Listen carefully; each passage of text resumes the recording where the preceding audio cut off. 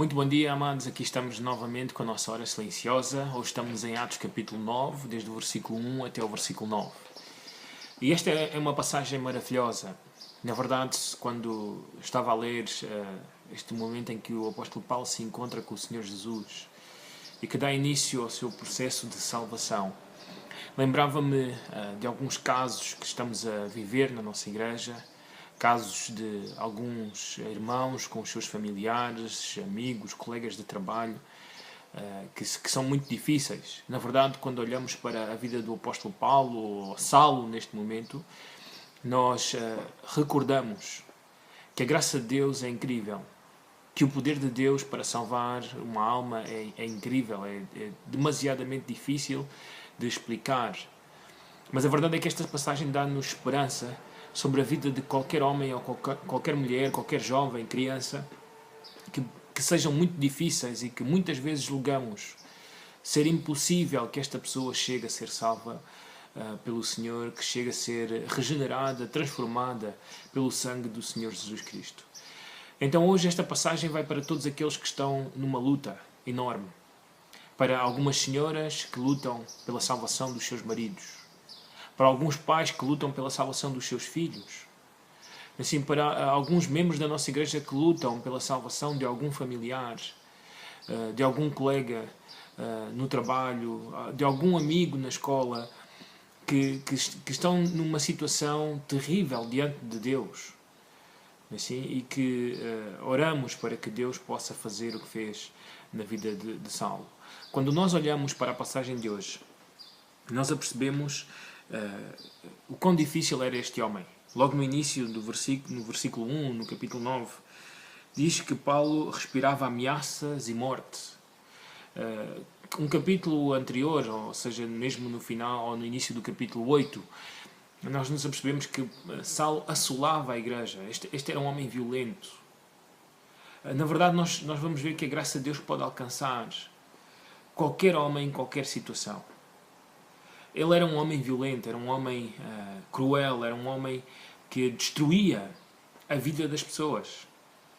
Além disso, em 1 Timóteo capítulo 1, versículo 13, 14 e 15, o apóstolo Paulo fala de si mesmo ao seu jovem filho espiritual como sendo um homem antes de Cristo insolente, ou seja, arrogante, cruel.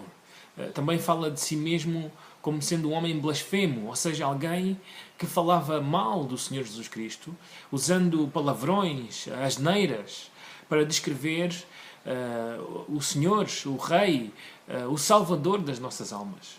Assim era este homem. Provavelmente eu e tu lidamos com pessoas assim que falam mal de Deus, que dizem palavrões acerca de Deus.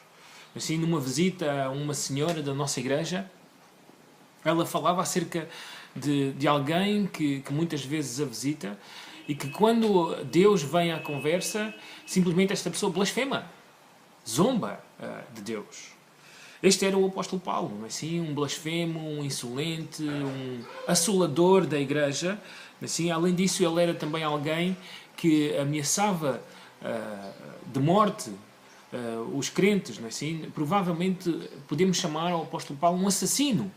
Alguém que irá matar crentes por causa do seu zelo por Deus, não é assim? Pela sua religião, pelo judaísmo. E assim era este homem. Assim, então a salvação, a graça de Deus pode alcançar este tipo de pessoas. Não é? E para isso, Deus irá fazer algo. E a passagem de hoje mostra que a graça de Deus pode alcançar estas pessoas, mas que Deus vai usar um meio para o fazer. E aqui também que é muito importante que todos os membros da nossa igreja entendam os propósitos, os caminhos que Deus muitas vezes percorre para salvar a alma de algumas pessoas nesta situação. Que são blasfemos, que são insolentes, que são arrogantes, que estão totalmente num caminho de destruição das suas vidas. Assim, então, em primeiro lugar, Deus irá deitá-los por terra. Quando esta luz brilhou, que nós sabemos que exatamente é a glória do Senhor Jesus Cristo, brilhou ao redor da vida de Paulo, ou de Saulo, neste momento, a reação, aquilo que aconteceu é que, estando no seu cavalo, ele cai por terra.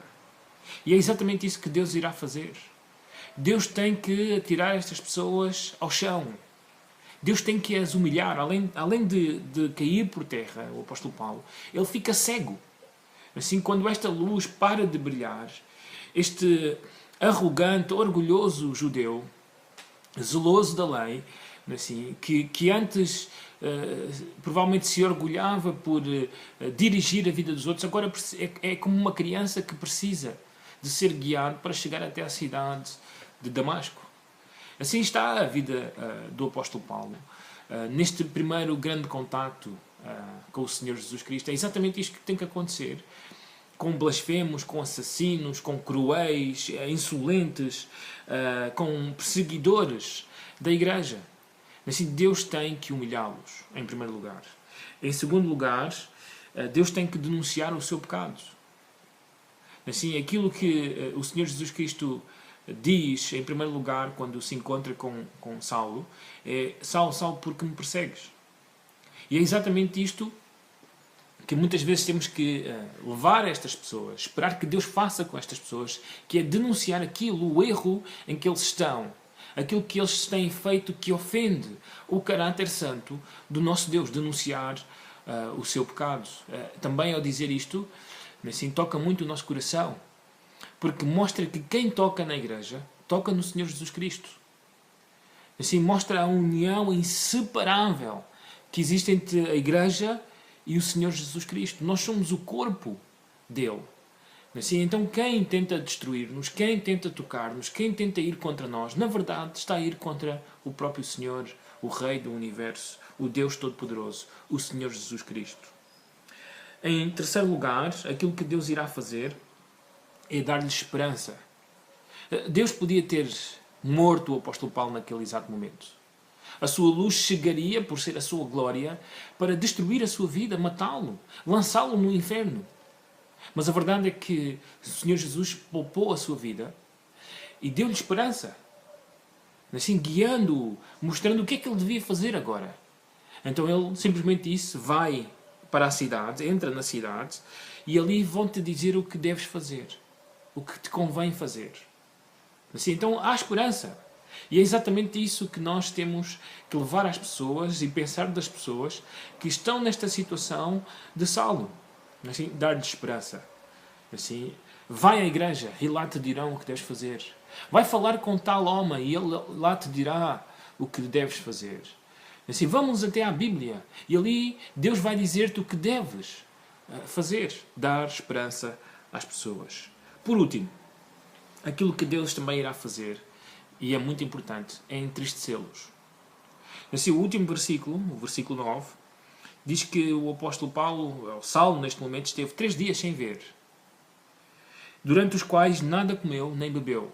Assim, está a jejuar. E nós sabemos que o jejum é sempre um símbolo de tristeza por causa do pecado, por causa de alguma situação trágica que acabou de acontecer. E é exatamente o que está a acontecer com a vida de Saulo. Ele está triste.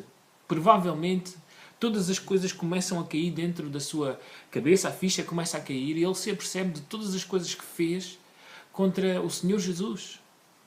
De como ele matou crentes atrás de crentes, como ele arrastou, destruiu a vida de crentes, assim, por causa do seu zelo pela lei, o seu zelo pelo Deus que ele conhecia do judaísmo. Assim, e agora ele vê-se arrependido de tudo aquilo que fez. E sabem, a tristeza não é mal de todos. É importante que as pessoas fiquem tristes por tudo aquilo que fizeram contra Deus. E quando nós não vemos essa tristeza é preocupante. Então é importante, não é assim, que as pessoas chorem por causa dos seus pecados, que se humilhem por causa dos seus pecados. E é exatamente isso que Deus irá fazer, assim, com todas as pessoas que se veem longe de Deus, que se veem nesta situação que Saulo está a viver neste exato momento. Irmãos, esta é a lição para nós. Há esperança para os nossos familiares. Mas é importante que todas estas coisas aconteçam para que a salvação possa chegar às suas vidas. Então esperemos pelo momento de Deus, pelo tempo de Deus. Assim como Saulo chegou a ter o seu tempo com Deus. Provavelmente já muitas pessoas haveriam sofrido nas suas mãos. Mas Deus chegou. e tudo irá mudar. E aliás, a vida de Saulo é tão importante para nós hoje. Assim, ele tornou-se num grande missionário, num grande teólogo. Aliás, o Novo Testamento, na sua grande percentagem, é escrita por este homem. Assim, ele tornou-se um instrumento poderoso nas mãos de Deus. Assim também eu e tu podemos sonhar e imaginar que Deus irá fazer com todos os que hoje vivem desta forma como Saulo vivia. Em blasfémia, em insolência, em perseguição, em morte, em ameaçar a igreja. Assim, e Deus transformou completamente a sua vida. Que Deus possa trazer consolo aos vossos corações, vós que hoje sofreis pelo desprezo, pela apatia, pela indiferença para com as coisas de Deus por parte daqueles que amamos, daqueles que estão à volta da nossa vida. Que Deus nos use e que vejamos o seu milagre a acontecer. Que Deus os abençoe. Bom dia.